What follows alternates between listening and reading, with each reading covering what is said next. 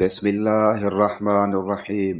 حضرت عائشہ رضی اللہ عنہا نے بیان کیا کہ رسول اللہ صلی اللہ علیہ وآلہ وسلم جب اپنے بستر پر آرام فرمانے کے لیے لیٹتے تو اپنی دونوں ہتھیلیوں پر قل هو اللہ احد اور قل اعوذ برب الناس اور الفلق سب پڑھ کر دم کرتے، پھر دونوں ہاتھوں کو اپنے چہرے پر اور جسم کے جس حصے تک ہاتھ پہنچ پاتا پھیرتے۔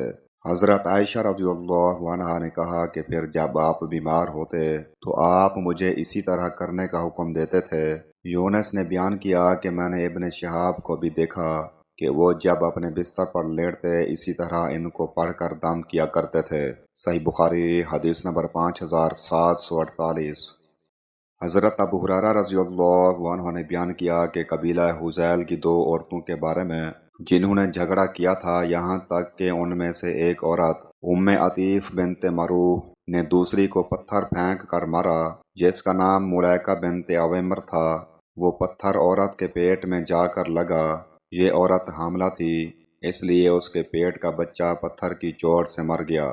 یہ معاملہ دونوں فریق نبی کریم صلی اللہ علیہ وآلہ وسلم کے پاس لے گئے تو آپ نے فیصلہ کیا کہ عورت کے پیٹ کے بچے کی دیت ایک غلام یا باندی آزاد کرنا ہے۔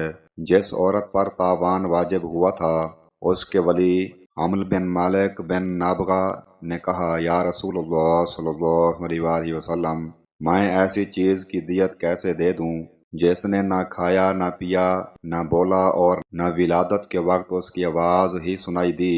ایسی صورت میں تو کچھ بھی دیت نہیں ہو سکتی۔ آپ نے اس پر فرمایا کہ یہ شخص تو کہنوں کا بھائی معلوم ہوتا ہے۔ صحیح بخاری حدیث نمبر 5758۔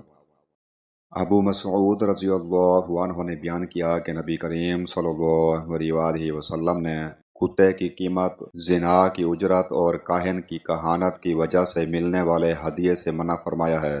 صحیح بخاری حدیث نمبر 5761۔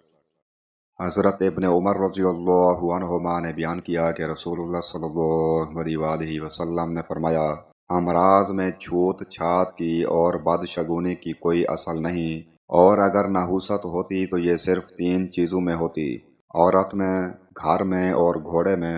صحیح بخاری حدیث نمبر 5753۔